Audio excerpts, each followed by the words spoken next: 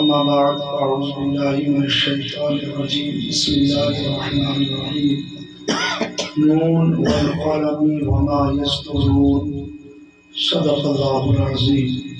آئیے درود شریف پڑھ لیں. اللہم صلی علی سیدنا مولانا محمد وبارک وسلم صلاۃ و سلام علیک یا رسول اللہ صلی اللہ تعالی علیہ وسلم. کتابوں میں جو افضل ہے اسے قرآن کہتے ہیں.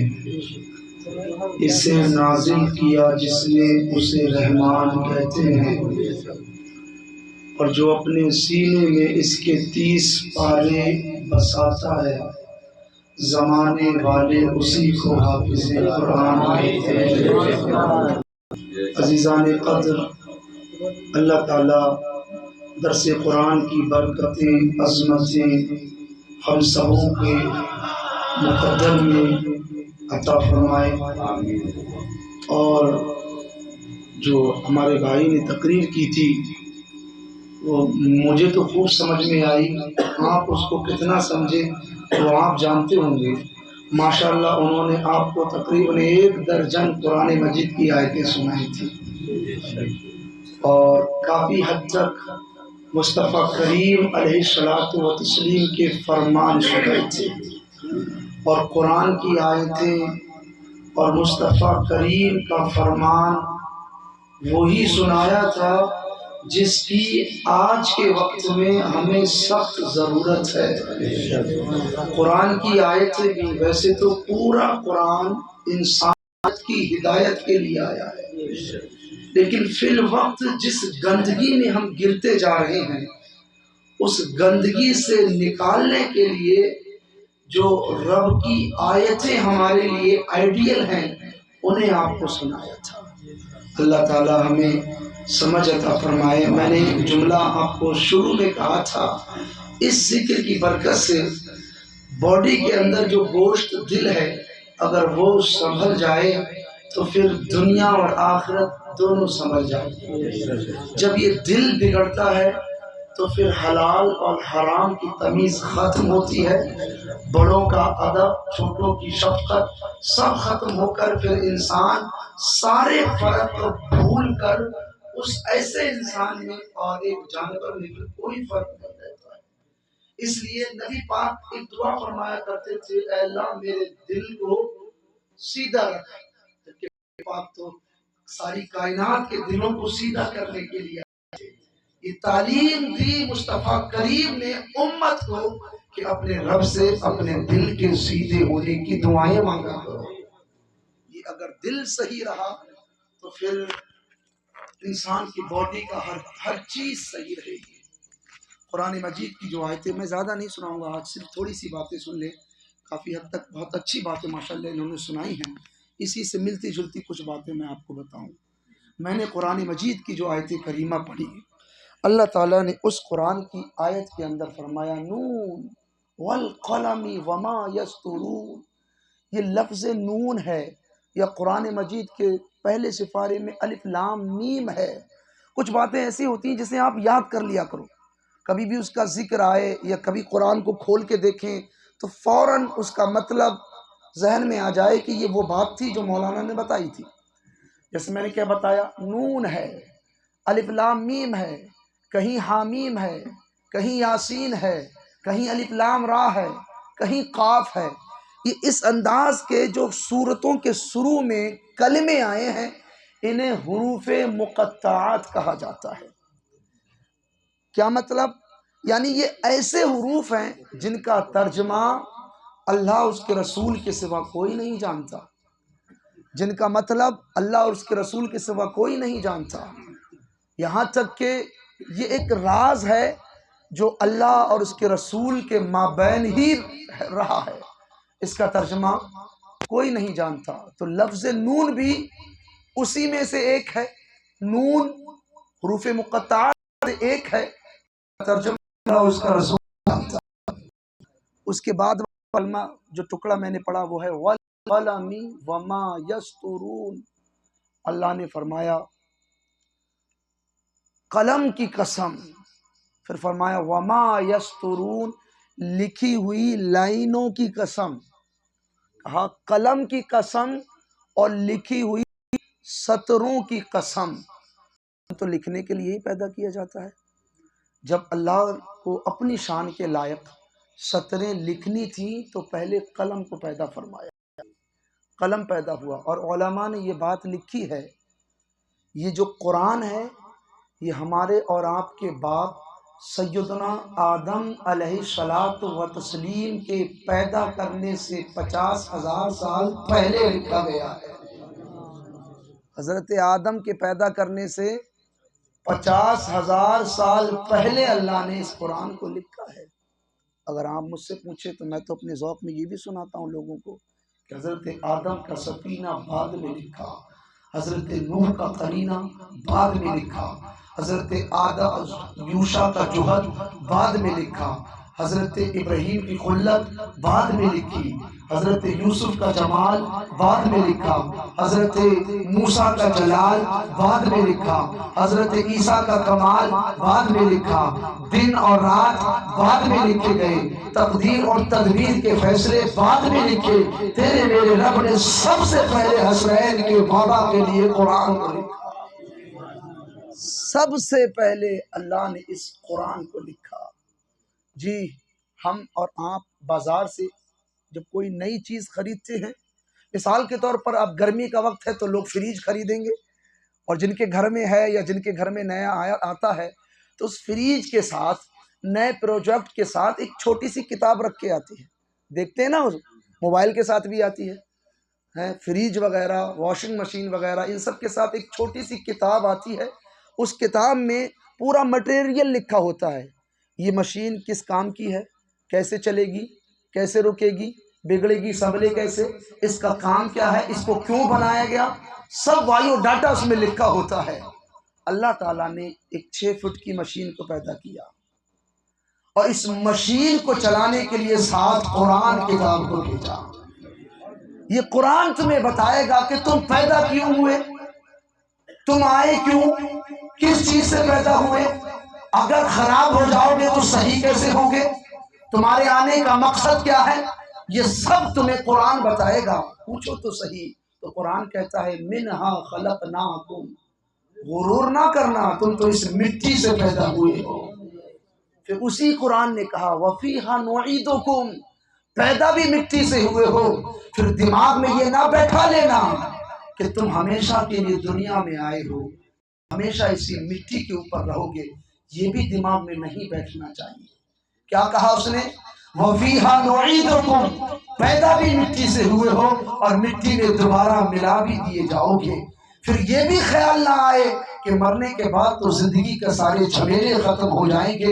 قرآن نے یہ بھی بتایا وَمِنْهَا نُخْرِجُكُمْ تَارَةً أُخْرَىٰ، اسی مٹی سے دوبارہ اٹھا دیے جاؤ گے، اور پھر دنیا میں جو کرتے رہے، دنیا میں جو سہتے رہے، دنیا میں جو بیتتے رہے، دنیا میں کہاں سے کمایا، کہاں خرچ کیا، کیسے زندگی گزاری، جوانی کہاں گزاری، حلال کمایا یا حرام کمایا، کس کو ستایا، کس کے ساتھ نیکیاں کی، کتنی نمازیں پڑھی، کتنی زکاتیں دی، کہاں زندگی بتائی ہے، سب کا حساب تمہارا رب اپنے شان کے لائق سامنے کھڑے کر کے تم سے لے گا۔ پھر قرآن بتاتا ہے فَمَن يَعْمَلْ مِثْقَالَ ذَرَّةٍ خَيْرًا يَرَهُ وَمَن يَعْمَلْ مِثْقَالَ ذَرَّةٍ شَرًّا يَرَهُ۔ ایک دن وہ ہوگا کہ ذرہ ذرہ نیکی کا تمہیں حساب دیا جائے گا، ذرہ ذرہ برابر نیکی کا تمہیں اجر دیا جائے گا، اور ذرہ ذرہ برائی کا تمہیں جزا اور اس کا گناہ تمہارے سر باندھ دیا جائے گا۔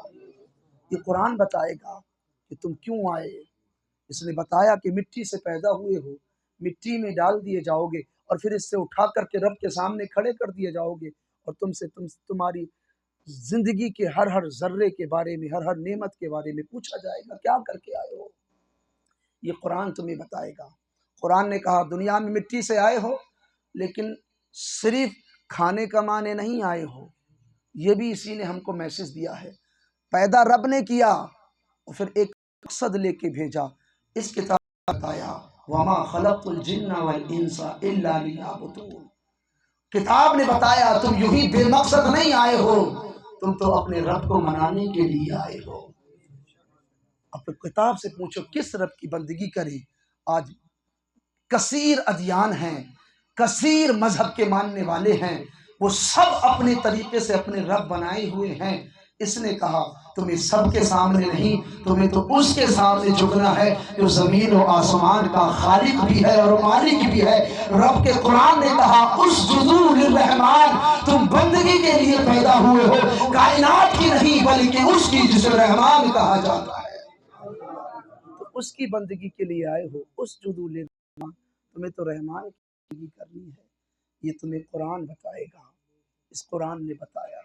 اور اپنی قسمتوں پہ ناز کرو قرآن سے۔ جیسے میرا ایک تعارف ہے، لوگ کوئی مجھے عالم صاحب کہتا ہے، کوئی حافظ جی کہتا ہے، کوئی کچھ کہتا ہے، کوئی امام صاحب بھی کہتا ہے، تو یہ میرا ایک تعارف ہے۔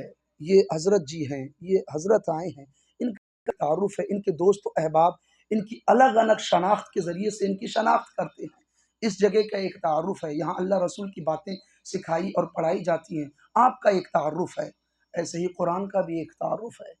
لیکن آج جو قرآن کا تعارف ہماری قوم مسلم کے ذہن میں ہے وہ یہ ہے، ہمارے گھر سے کوئی بندہ فوت ہو جائے، اٹھاؤ قرآن خوانی پڑھواؤ، ثواب بخش دو، یہ تعارف ہے۔ گھر میں رکھ لو، برکت ہوں گی، سامنے آ جائے چوم لو، یہ تعارف ہے۔ جبکہ حقیقتاً قرآن ان کاموں کے لیے نہیں ہے۔ آپ پوچھے قرآن تیرا تعارف کیا ہے؟ کیونکہ قرآن کا وعدہ ہے اِنَّ هَذَا الْقُرْآنَ يَهْدِي لِلَّتِي هِيَ أَقْوَمُ، قرآن کہتا ہے جو میرے سفینے میں آتا ہے میں اسے زندگی کے اندھوروں سے نکال کر بام ثریا کی روشنی تک پہنچاتا ہوں، یہ قرآن نے کہا ہے۔ قرآن تو بتا تیرا تعارف، تیرے آنے کا مقصد کیا ہے؟ تو ایک ٹکڑا حضرت نے دیا تھا، کہا ہدی للناس، قرآن نے کہا میں ساری انسانیت کے لیے رہنما بن کے آیا ہوں۔ ایک جملہ اور ہے اسی میں، وَبَيِّنَاتٍ مِّنَ الْهُدَىٰ، صرف آیا ہی نہیں ہوں یوں ہی، قرآن نے کہا وَبَيِّنَاتٍ مِّنَ الْهُدَىٰ، میں ہدایتوں کی علامت لے کر کے آیا ہوں۔ پھر اسی میں ہے وَالْفُرْقَانِ، میں فرقان بن کے آیا ہوں۔ کیا مطلب فرقان کا؟ رب نے کہا میں نے قرآن کو فرقان بنایا، جس کا مطلب یہ آتا ہے حق اور باطل کے درمیان فرق پیدا کرنے دینے والا بن کے قرآن آیا ہے۔ یہی قرآن حق اور باطل کے درمیان فرق پیدا کر دیتا ہے۔ یہ قرآن بتا دیتا ہے، منافق کی پہچان کراتا ہے، مومن کی پہچان کراتا ہے، غلط کی پہچان کراتا ہے، صحیح کی پہچان کراتا ہے۔ حق کیا ہے قرآن بتاتا ہے، غلط کیا ہے قرآن بتاتا ہے۔ اسی لیے رب نے اسے فرقان بنایا ہے، یہ فرقان بن کے آیا۔ اور ایک جملہ میں آپ کو وہ سنیں، ساری جو کتابوں میں افضل ہے، جو کتابوں میں اعلیٰ ہے، اور پھر اس قرآن کو پڑھانے کے لیے بھی اللہ نے وہ بھیجا جو نبیوں میں سب سے افضل ہے۔ پھر یہ کتاب سب سے افضل، اور پھر اس کتاب کو پڑھانے کے لیے آمنہ کا لال تشریف لایا، اور پھر رب نے اسے ایسا جیسے قرآن ویسے محمد ہے، جیسے محمد ہے ویسا قرآن ہے۔ آئے ایک صحابہ عائشہ کی چوکھٹ پر، کہا اماں بتائیں تو صحیح مصطفیٰ کی سیرت کیا ہے، مصطفیٰ کے اخلاق کیا ہیں؟ عائشہ فرماتی کیا تم قرآن پڑھ، جہاں قرآن جیسا قرآن ہے ویسے مصطفیٰ ہے۔ وہ اس قرآن کو پڑھانے کے لیے آئے، وہ اس قرآن کو سمجھانے کے لیے آئے۔ جیسے قرآن بے مثال ہے ویسے ہی مصطفیٰ بے مثال ہے۔ نہ قرآن کا کوئی جواب ہے، نہ تیرے میرے نبی مصطفیٰ کا کوئی جواب ہے۔ قرآن کے ترجمے بہتوں نے لکھے، ہمارے اعلیٰ حضرت نے قرآن کا ترجمہ لکھا، عبدالحق محدث دہلوی نے قرآن کا ترجمہ لکھا، درجنوں بے شمار علماء ہیں جنہوں نے قرآن کا ترجمہ لکھا۔ لیکن میرا عشق اب یہاں تک پہنچ چکا ہے، یہ میں کہتا ہوں کہ یہ جملہ مجھ تک ہی رہن دیں، اگر کہیں لفظش ہو تو میں معذرت چاہتا ہوں، میری اصلاح بھی فرما دیں۔ میرا اپنا عشق کہتا ہے کہ قرآن کا سب سے پہلا ترجمہ خود رب نے مصطفیٰ کی صورت میں لکھا، کیونکہ اسی قرآن کو سمجھنے کے لیے مصطفیٰ تشریف تھے۔ قرآن کا سب سے ترجمہ خود رب نے عبداللہ کے لخت جگر کی صورت میں لکھا، کیونکہ مصطفیٰ کریم علیہ الصلوۃ والتسلیم اسی قرآن کے ترجمہ ہے۔ ایک قرآن یہ ہے جو ہماری نظروں کے سامنے ہے، ایک قرآن وہ بھی ہے جو اماں عائشہ کے گھر میں موجود ہے، اماں عائشہ کے حجرے میں موجود ہے۔ ایک قرآن وہ بھی ہے یہ قرآن بھی لا ریب ہے تو وہ قرآن بھی لا ریب ہے، یہ قرآن بھی شان والا ہے، وہ قرآن بھی شان والا ہے، یہ قرآن بھی سچا ہے، وہ قرآن بھی سچا ہے، یہ قرآن بھی نرالا ہے، وہ قرآن بھی نرالا ہے، یہ قرآن بھی لا ریب ہے، وہ قرآن بھی لا ریب ہے۔ اس قرآن کے سفارے ہیں تو اس قرآن کے نظارے ہنسی ہے۔ نہ اس قرآن کا کوئی جواب، نہ اس قرآن کا کوئی جواب۔ یہ قرآن بھی ہنسی ہے جو 30 سپارے والا ہے، وہ قرآن بھی ہنسی ہے جو بددعا کے چہرے والا ہے۔ فرق یہ ہے، اس قرآن کے سپارے ہنسی تو اس قرآن کے نظارے ہنسی، اس قرآن کی لائنیں سطرے کالی تو اس قرآن کی زلفیں کالی۔ یہ قرآن ہدایت ہے تو وہ قرآن ہادی ہے، یہ قرآن رحمت ہے وہ قرآن رحمت للعالمین ہے، یہ قرآن متن ہے تو وہ قرآن تشریح ہے، یہ قرآن دعویٰ ہے تو وہ قرآن دلیل ہے، یہ قرآن خاموش ہے وہ قرآن بولتا ہوا، جو اسے پڑھے قاری بنے، جو اسے پڑھے صحابی بنے۔ اس کا کوئی جواب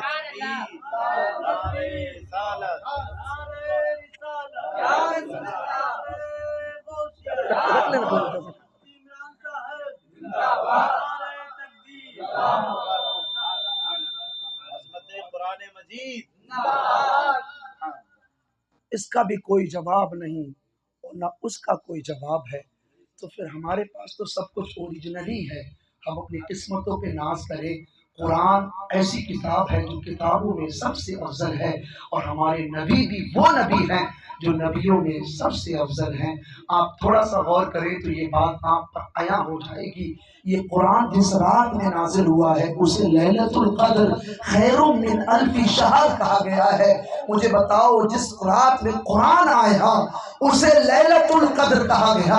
جو اپنی زندگی قرآن کے مطابق گزارے، جس کے دن قرآن کی روشنی میں ہو، جن کی راتیں قرآن کی روشنی میں ہو، پھر وہ انسان کتنی عظمتوں والا ہوگا، وہ انسان کتنی شانوں والا ہوگا۔ آج تو دنیا کی ترقی کرنے والے انسان کو دیکھ کر ہر بندہ یہ ٹائٹل دیتا ہے، یہ بندہ دنیا کا کامیاب ہے، یہ بندہ بڑا بہتر ہے۔ کسی کے پہننے کے طریقے اچھے ہو تم کہتے ہو یہ بڑا وی آئی پی ہے، کسی کے رہنے کے طریقے اچھے ہو تم کہتے ہو یہ بڑا وی آئی پی ہے، کسی کا گھر مکان بہتر ہو تم سمجھتے ہو یہ بڑا وی آئی پی ہے۔ ارے وی آئی پی وہ ہے جسے مصطفیٰ نے اپنی زبان سے اچھا کہا ہو، بہتر وہ ہے جسے مصطفیٰ نے اپنی زبان اقدس سے اچھا کہا ہو۔ اور زبان بھی مصطفیٰ کی کیا زبان ہے، وہ زبان جس کو سب دن کی کنچی کہے، اس کی نافذ حکومت پہ لاکھوں سلام۔ اس زبان سے مصطفیٰ فرما رہے ہیں اگر کائنات میں کوئی بہتر ہے تو میرے نبی نے اپنی زبان سے فرمایا خیرکم من تعلم القرآن وعلمہ۔ کائنات کے لوگوں میں بہتر وہ ہے جو قرآن کو سیکھتا ہے اور قرآن کو سکھاتا ہے۔ تو مجھے بتاؤ بہتر کون ہوگا؟ وہ جن کے کپڑے اچھے ہوں؟ بہتر ہوگا وہ جن کے اسٹائل اچھے ہو نہیں؟ جسے آمنہ کے لال نے بہتر کہا کائنات میں وہ بہتر ہے۔ اس لیے تھوڑا سا اور اپنے ذہن کو قریب کرو تو ایک بات اور بتا دوں، میں نے کہا کہ جس قرآن کی بولی اتنی پیاری ہے، جس قرآن کے انداز پیارے، ایک مقام اللہ تعالیٰ نے ہمیں اور آپ کو کیا وہ رب کہتا ہے کہ تمہیں جتنے کام ہمیں اور آپ پر کہنے کو حکم دیا ہے، حکم دیا گیا ہے، اگر ہم ان کو بجا لاتے ہیں، رکنے کا حکم دیا ہے، ہم رک جاتے ہیں تو ہم تقوی اختیار کرنے والے بنتے ہیں، اور تقوی والوں کی بڑی فضیلت ہے۔ پھر رب ہمیں ہمارے ذہنوں کو چھجوڑتے ہوئے کہتا ہے ما یفعل اللہ بعذابکم، اللہ اپنے شان کے لائق اسے کیا پڑی ہے کہ وہ تمہیں عذاب دے، تم اس کا شکر ادا کرو، اور اللہ شکر ادا کرنے والوں کی بڑی قدر کرتا ہے۔ تم یہاں شکر ادا کرو گے وہ تمہاری اپنے شان کے لائق قدر کرے گا، تمہارے چرچے ہوں گے، تمہارے ذکر ہوں گے، تمہاری عظمتیں ہوں گی، تمہیں عزتیں ملے گی، تم دنیا میں بھی کامیاب ہو جاؤ گے، آخرت میں بھی کامیاب ہو جاؤ گے۔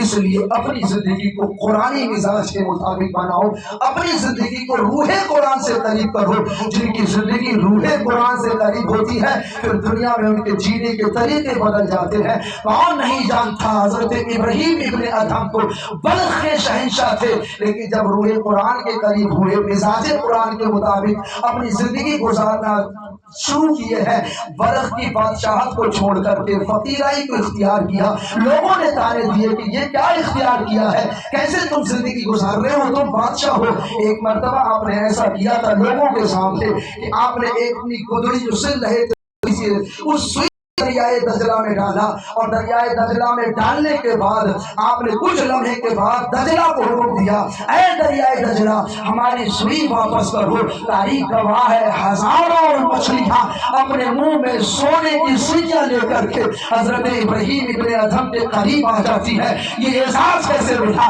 جب وہ روح قرآن کے قریب ہوئے، مزاج قرآن کے مطابق زندگی مطابق زندگی کو گزارا ہے، تو اللہ نے صرف ان کو زبان والوں پر حکومت عطا نہیں فرمائی بلکہ پھر زبانوں پر بھی ان کی حکومت عطا فرمائی ہے۔ پتہ یہ چلا جو مزاج قرآن کے مطابق زندگی گزارتا ہے وہ دنیا آخرت کا شہنشاہ بنتا ہے۔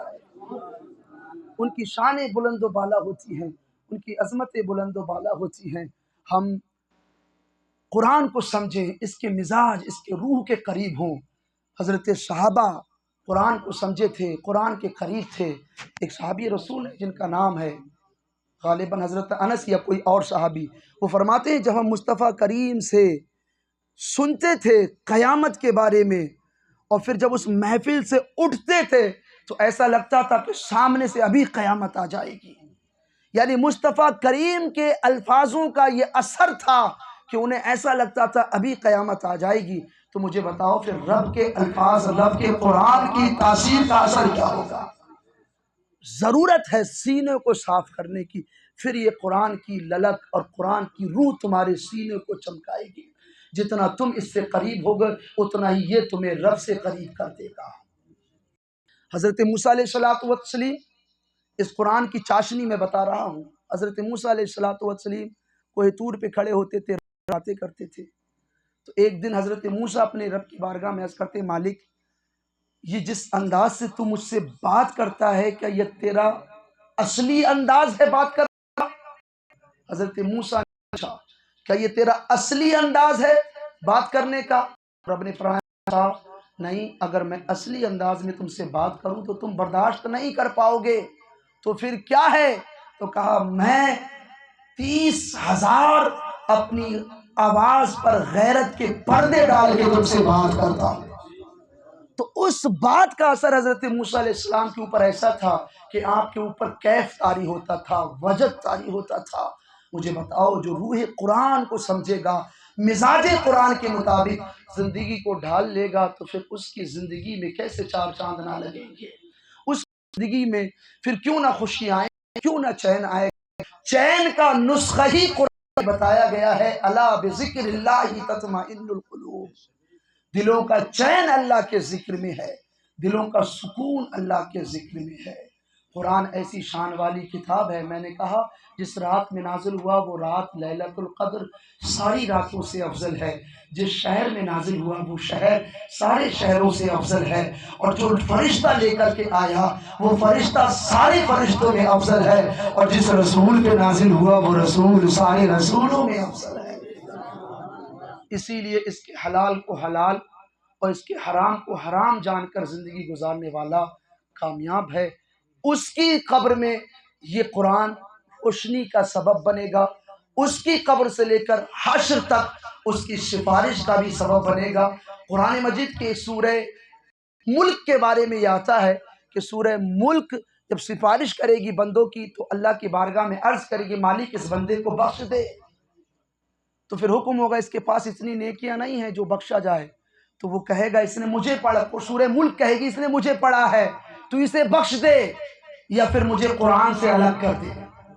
تو پھر رب اس سورہ ملک کے پڑھنے کی برکت سے بندے کی بخشش و مغفرت فرما دے گا۔ اور ایک میں بس آخری بات آپ کو بتا دوں، قرآن پڑھنے سے زیادہ افضل سننا ہے۔ غالباً غنیت المصلی میں یہ بات لکھی گئی ہے کہ قرآن پڑھنے سے زیادہ افضل کیا ہے؟ سننا ہے۔ یہاں قرآن حضرت سناتے ہیں، زور سے پڑھتے ہیں، آپ سنتے ہیں، یہ نہ سمجھنا کہ حضرت پڑھ رہے ہیں تو ثواب انہی کو ملے گا، دل سے سننے والا ان سے کم نہیں بلکہ ان سے زیادہ ہی ثواب کا حقدار ہو جائے گا۔ صحیح نیت لے کے بیٹھو گے تو انشاءاللہ ان سے زیادہ ہی ثواب ملے گا، اور پھر اس پر عمل کرو گے اور اپنی زندگی کو اندھیرے سے نکال کر قرآن کے اجالے میں لاؤ گے، تو پھر دنیا آخرت میں تم کامیاب انسان بن جاؤ گے۔ اور پھر جب دنیا آخرت میں کامیاب بن گئے تو پھر مصطفیٰ کریم کے دست اقدس سے ضرور جام کوثر پاؤ گے انشاءاللہ۔ ہم اور آپ دنیا میں اپنے رب کو منانے کے لیے آئے ہیں، اسی طریقے سے آپ دین کو سیکھتے رہیں اور زندگی میں عمل پیدا ہوتے رہیں انشاءاللہ، تم یہاں بھی کامیاب ہو جاؤ گے، آخرت میں بھی کامیاب ہو جاؤ گے۔ اللہ تعالی ہمیں اور آپ کو دین سیکھنے، سمجھنے اور اس پر عمل کی توفیق نصیب فرمائے۔ میں سمجھتا ہوں سلام پڑھ لیا جائے، زیادہ بہتر ہے۔ السلام علیکم۔